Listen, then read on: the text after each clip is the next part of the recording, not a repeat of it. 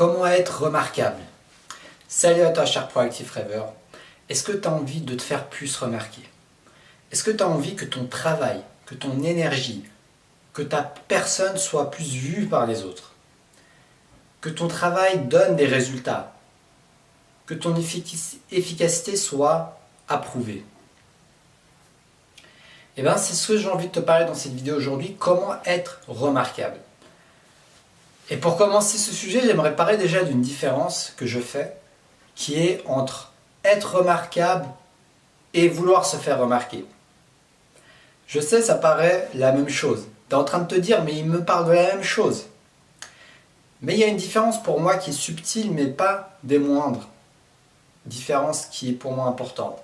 C'est que derrière l'intention que tu as pour être remarqué, ça peut faire la différence sur la manière dont tu vas être remarquable. Parce que ma vidéo part d'une base. C'est que si tu veux être remarquable, c'est important de lâcher prise un minimum sur le fait d'être remarqué. Pourquoi, tu vas me dire? Parce que l'univers fonctionne d'une manière subtile et il a ses propres règles. Il a ses propres règles auxquelles on ne peut pas échapper. Donc, plus tu es attaché à quelque chose, plus tu es obsédé entre guillemets par quelque chose, attaché, tu le veux absolument, tu ne peux pas t'en passer et moins tu auras de chance de l'avoir. Donc, quand je te dis ça, donc forcément le fait de vouloir à tout prix être remarqué, de chercher trop la validation des autres, va t'éloigner d'être quelqu'un de remarquable. Ça n'empêche pas que tu peux l'être, mais tu réduis énormément tes chances parce qu'il y a des gens qui sont beaucoup à la recherche de la validation des autres, d'autres ils en font beaucoup, ils en font même trop par rapport à leur capacité, ils font beaucoup de travail. Ils finissent des fois par s'épuiser. Et ils peuvent se faire remarquer, mais ça n'aura pas le même impact que quelqu'un qui est vraiment remarquable quand ça vient de lui-même, quand ça vient d'une manière d'être remarquable par ses propres forces, par ses propres qualités, par ses propres capacités, et non pas venant d'un besoin de compensation pour masquer un besoin de validation. C'est vraiment ça que je voulais te faire comme différence dans cette introduction de cette vidéo, et enchaîner tout simplement sur les stratégies que je connais, que j'ai expérimentées pour être remarquable. Donc, premièrement, c'est travailler sur ton aura, ce que tu dégages. Quelle énergie tu dégages? L'énergie, c'est quelque chose qui se diffuse, qui se partage. Les émotions que tu ressens, l'énergie globale que tu as. Et elle est influencée par différents éléments, cette énergie. Elle est influencée par ton alimentation. De quoi tu te nourris? Est-ce que tu nourris ton corps de choses dont il a besoin, ou bien est-ce que tu nourris ton corps de choses qui lui est nocif ou dont il n'a pas besoin? Et ça fait une différence sur ce que tu dégages au quotidien, sur ce que tu dégages devant les autres, et sur ta capacité à être remarquable. Donc, avoir une alimentation saine que tu trouveras par toi-même, selon ce qui te correspond, selon ce qui te donne l'énergie. Le sujet de l'alimentation est complexe, on a tous un corps, une génétique différente, etc., etc., etc. Mais il y a des bases. Si tu fais déjà les bases et que tu te mets à enlever un minimum toutes les cochonneries qu'une société moderne nous vend, ne serait-ce qu'un minimum, petit à petit, en y allant à ton rythme, eh ben, tu vas avoir une différence sur ton niveau d'énergie, ce que tu dégages. Et ça peut t'aider à être remarquable. Le deuxième élément, c'est ton état d'esprit. Ton état d'esprit. Qu'est-ce que tu te dis en permanence? Est-ce que tu te dis, je suis nul, les autres ne m'aiment pas, les autres vont me rejeter, les autres ne vont pas aimer mon travail? Ou alors, est-ce que tu restes curieux, au moins ouvert, en te disant, je ne sais pas. Tu vois, ça peut être aussi simple que de dire, je ne sais pas. C'est pas forcément que tu vas te dire, oh, les autres vont adorer mon travail. Ça, c'est génial pour projeter, utiliser la loi d'attraction. De se dire à l'avance que les gens vont aimer ce que tu vas faire. Pourquoi pas? Mais c'est pas facile d'arriver à là si tu passes de mon travail ne vaut rien à ça, tu vois, ça se fait pas forcément du jour au lendemain. Donc, pourquoi pas viser un état de neutralité déjà pour commencer, en te disant comment arriver à un état d'esprit où je me dis, je reste curieux et ouvert à comment les autres vont recevoir mon travail, comment les autres vont recevoir ma personne, comment les autres vont recevoir mes qualités au travail, mes produits si tu es entrepreneur, mes services, ma personne avec les autres, dans la séduction, dans le monde des couples, des relations. Comment les autres vont me percevoir et rester ouvert et essayer d'avoir le moins préjugés possible. Après, bien sûr, plus tu vas te dire que l'autre va t'accepter, ou alors que l'autre va être attiré par toi, ou alors que les autres vont aimer, vont trouver ton travail de qualité, et puis tu vas manifester ça dans ta réalité, ça va devenir de plus en plus vrai, même dans ta manière de te développer, d'augmenter tes propres capacités, d'apprendre, ça va devenir ta réalité. Mais on peut y aller par étapes, donc travaille bien sur tes croyances, sur ce que tu te dis dans ta tête chaque jour. Le troisième élément, c'est ton langage non verbal. C'est la majorité de notre communication, c'est près de 90% de la communication, le langage non verbal. C'est énorme. Ça veut dire que peu importe ce que tu auras dit, peu importe ce qui sort de ta bouche, si ce qui sort de ton corps n'est pas cohérent avec ce que tu dis dans ta bouche, eh ben, tu n'auras pas le résultat escompté. Tu auras beau vouloir être remarquable, mais si ton langage non verbal dit « je veux me cacher »,« je ne veux pas dire ça »,« j'ai peur de dire ça », ou alors « je suis incapable, je me fais tout petit », eh bien ça ne va pas fonctionner parce que ce soit consciemment ou inconsciemment, les autres vont s'en rendre compte. C'est tout simplement pour ça.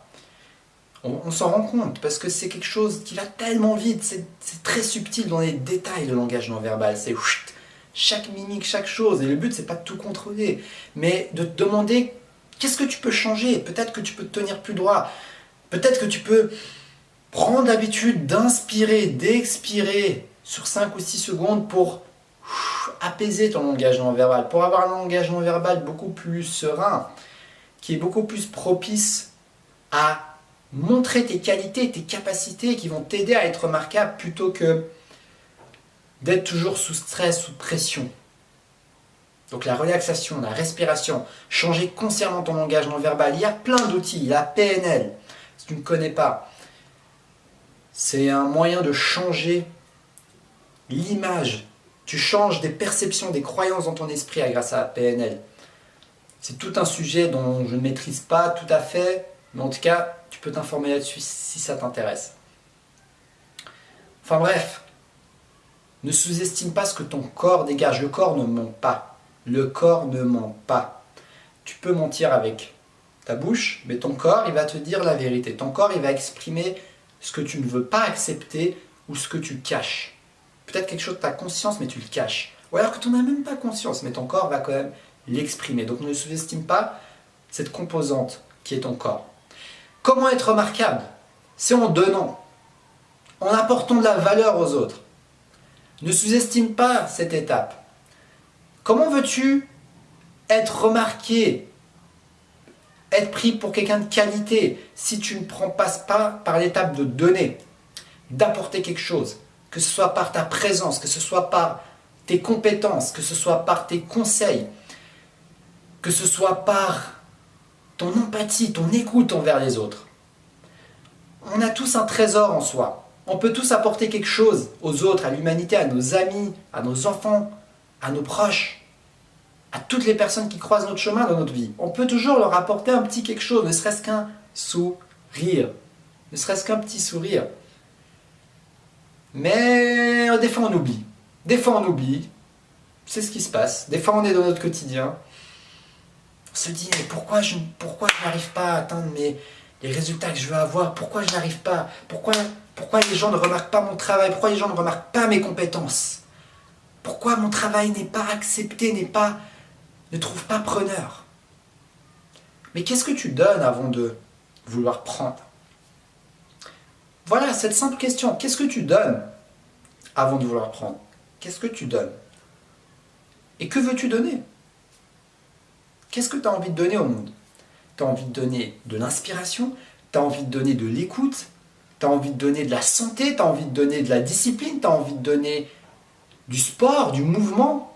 Il y a plein de métiers, il y a plein de moyens de donner. Et même en dehors des métiers, même dans ton temps libre, même quand tu croises des gens, il y a des moyens de donner. Donc le but, c'est pas que tu le fasses parce que je te le dis, mais vraiment que ça vienne d'un élan du cœur. Trouve quelque chose que tu as envie de donner, trouve quelque chose que tu aimes bien partager. Commence par ça. Le but, c'est pas juste que tu donnes un peu juste parce que je te le dis. Vraiment, qu'est-ce que tu aimes donner? Par exemple, moi, je choisis les moyens qui me font le plus plaisir par lesquels donner. Donc, c'est aussi, je pense à moi et en même temps, je donne. Par exemple, je fais cette vidéo. J'adore faire ces vidéos. J'adore ces moments créatifs. J'adore partager mes pensées. Et en même temps, ça apporte de la valeur aux gens qui me suivent. Parce que, d'une part, mon but, c'est de les inspirer, de les motiver à agir dans ce qui compte pour eux dans leur vie. Dans ta vie, cher Proactive Rêveur. Et en même temps, c'est de partager mon expérience et mes conseils pour se connecter à soi-même et être en paix avec soi-même, se libérer de nos blocages intérieurs. Donc c'est des sujets qui me passionnent, parce que je suis passé par là et je passe par là. C'est ce que je travaille sur moi-même et c'est ce qui me tient à cœur. Donc qu'est-ce qui te tient à cœur à donner? C'est en parlant de ce qui te tient à cœur que les gens vont vraiment t'avoir à cœur, parce que les gens vont vraiment te remarquer et te garder dans leur cœur. C'est en exprimant ce qu'il y a dans ton cœur, ce qui te tient à cœur, dans les tripes à toi, que les gens vont te garder dans leur cœur.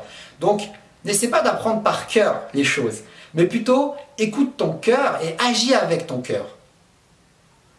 Je te parle beaucoup de cœur là. Hein. Donc vraiment, agis en écoutant ta flamme intérieure, en écoutant ce qu'il y a dans tes tripes, dans ton intuition et en faisant ce qui te plaît. Et bien sûr, en utilisant des stratégies. Et c'est ça dont j'ai envie de finir dans cette vidéo. C'est être remarquable, ça commence par les moments où tu es seul. Par les moments où tu es chez toi. Établis ta stratégie.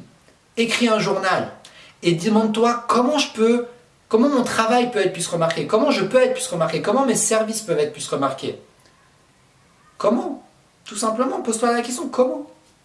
Puis il y a des réponses qui vont venir, qui vont te correspondre plus ou moins. Mais au moins pose-toi cette question, comment? Comment? Et puis trouve tes propres solutions. Selon ton cas, selon ton projet, selon ce qui t'intéresse. Mais on peut toujours atteindre notre objectif. Mais souvent on ne prend pas le temps de établir des stratégies, ne serait-ce qu'une petite fois par semaine. Prendre une petite demi-heure ou même une heure si tu peux.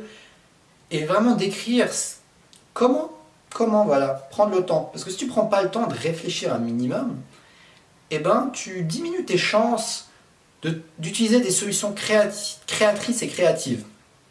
Parce que souvent, on est tellement débordé dans notre quotidien, on ne prend pas le temps de tout simplement réfléchir à sa vie, réfléchir à où on est, réfléchir à ce qu'on veut faire.